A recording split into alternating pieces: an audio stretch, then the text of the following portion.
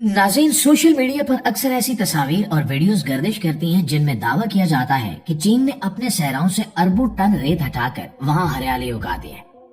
इन videos में बड़े बड़े पाइप दिखाकर ये तासुर दिया जाता है कि शायद किसी मशीन के जरिए रेत को खींचकर कहीं और फेंक दिया गया है, लेकिन हकीकत इससे बिल्कुल मुख्तलिफ और कहीं ज्यादा दिलचस्प है। साइंस और इंजीनियरिंग के असूलों के मुताबिक अरबों टन रेत को जमीन से गायब कर देना मुमकिन ही नहीं है, और अगर ऐसा किया भी जाए तो नीचे से मजीद रेत निकल आएगी। चीन ने जो असल कारनामा अंजाम दिया है वो रेत को हटाना नहीं था, बल्कि रेत को वहीं रोककर उसे जरखेज मिट्टी में तब्दील करना था। ये कहानी कोबूची सहरा की है, जो कभी मौत का कुआं समझा जाता था, लेकिन आज वहाँ जिंदगी मुस्कुरा रही है। कोबूची सहरा चीन का 7वां बड़ा सहरा है, जो दारुल हुकूमत बीजिंग से महज 8 किलोमीटर के फासले पर है। माजी में यहाँ के हालात इतने खौफनाक थे कि इसे मौत का समंदर कहा जाता था। यहाँ से उठने वाले रेत के तूफान बीजिंग तक पहुँचते थे और शहर की फिजा को आलूदा कर देते थे, जिससे न सिर्फ निजाम जिंदगी दरम बरम होता बल्कि मईशत को भी शदीद नुकसान पहुँचता था। वहाँ के मकामी लोग इंतहाई गुर्बत की जिंदगी गुजार रहे थे, क्योंकि रेत की वजह से न खेती बाड़ी मुमकिन थी और न ही मवेशी पालना।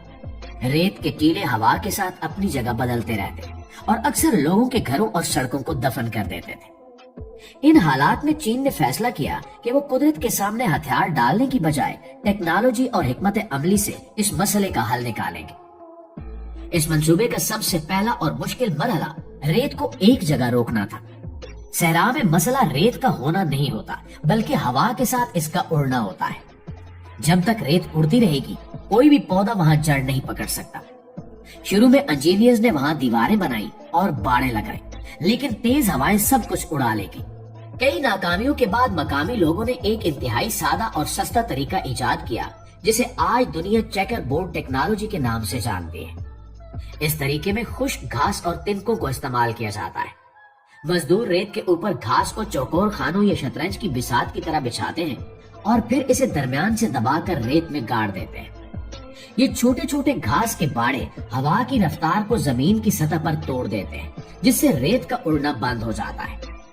जब रेत अपनी जगह पर जम गई, तो अगला मरहला वहां पौधे लगाने का था। रिवायती तरीके से बेलचे के जरिए गड़ा खोदना और पौधा लगाना बहुत सुस्त काम था, और इसमें मेहनत भी बहुत ज्यादा लगती थी। इसके अलावा सहरा में पानी की कमी की वजह से पौधों के सूखने का खतरा भी ज्यादा रहता था। इस मसले का हल निकालने के लिए चीनी माहिरीन ने वाटर जेट टेक्नोलॉजी का इस्तेमाल किया।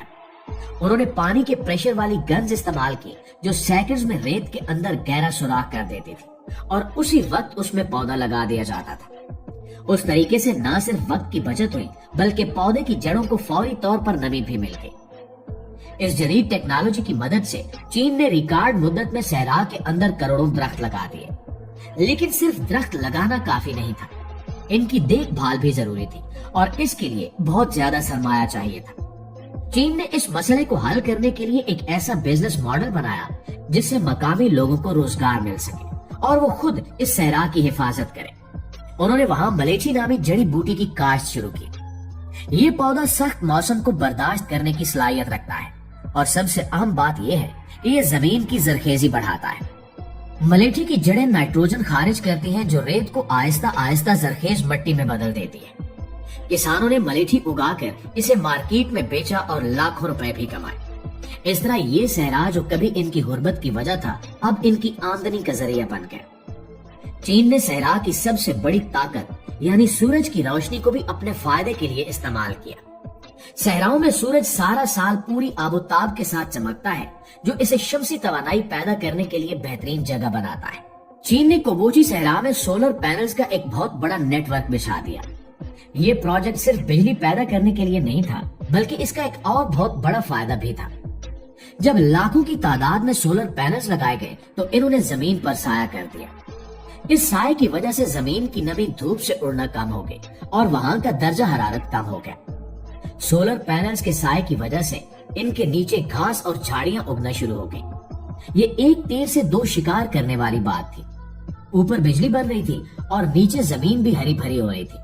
लेकिन यहाँ एक नया मसला पैदा हो गया कि अगर घास बहुत ज्यादा बढ़ जाती, तो वो सोलर पैनल्स पर साया कर सकती थी या खुश्क होने पर आग लगने का सबब बन सकती थी। اس کا حل بھی انہوں نے انتہائی قدرتی طریقے سے نکالا۔ انہوں نے وہاں بھیڑیں پالنا شروع کر دی۔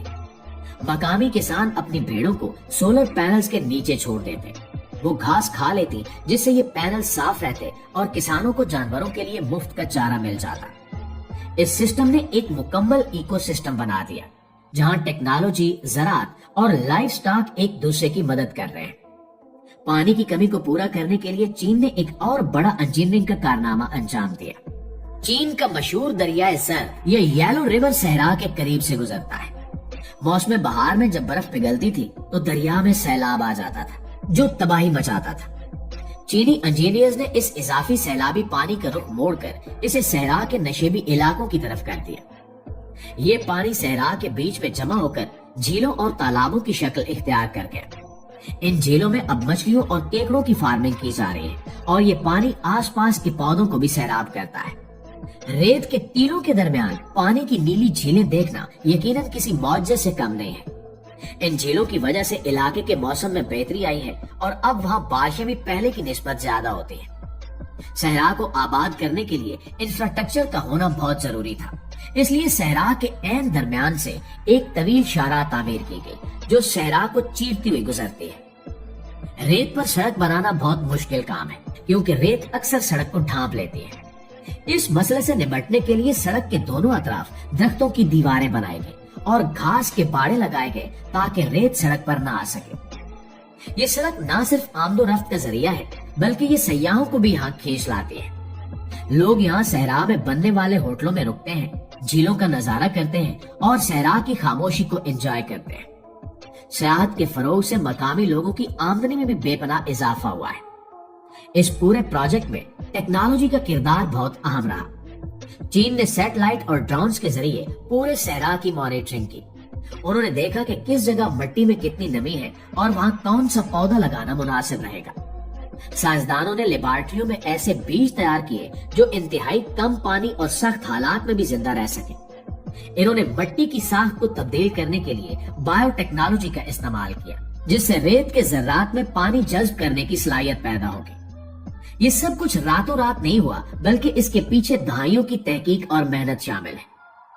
اس کامیابی کا اثر صرف چین تک محدود نہیں رہا بلکہ اس نے عالمی سطح پر بھی ماحول کو بہتر بنانے میں مدد کی ہے۔ کوبوچی صحرا میں اربوں درخت لگنے سے فضا میں کاربن کی مقدار کم ہوئی اور آکسیجن میں اضافہ ہوا ہے۔ بیجنگ اور دیگر شہروں میں آنے والے ریت کے طوفانوں میں نمایاں کمی آئی ہے۔ اقوام متحدہ نے چین کے اس ماڈل کو سراہا ہے اور اسے دنیا کے لیے ایک مثال قرار دیا ہے۔ اب افریقہ اور مشرق وسطیٰ کے وہ ممالک جہاں صحرا تیزی سے بڑھ رہے ہیں وہ چین کی اس ٹیکنالوجی اور حکمت عملی سے سیکھ رہے ہیں۔ اور اس پروجیکٹ کا بنیادی اصول یہ ہے کہ حکومت، پرائیویٹ کمپنیاں اور مقامی لوگ مل کر کام کریں۔ سوشل میڈیا پر وائرل ہونے والی تصویر میں جو بڑے پائپ نظر آتے ہیں وہ دراصل دریاؤں کی صفائی یا پانی کی منتقلی کے لیے استعمال ہونے والے ڈریجنگ پائپ ہوتے ہیں۔ ان کا صحرا سے ریت ہٹانے سے براہ راست تعلق نہیں ہے۔ انٹرنیٹ پر اکثر چیزوں کو بڑھا چڑھا کر پیش کیا جاتا ہے لیکن کوبوچی کی حقیقت کسی جادوئی پائپ سے زیادہ انسان کی محنت اور عزم کی کہانی ہے۔ چین کے صحرا کی یہ کہانی پوری دنیا کے لیے امید کی ایک کرن ہے۔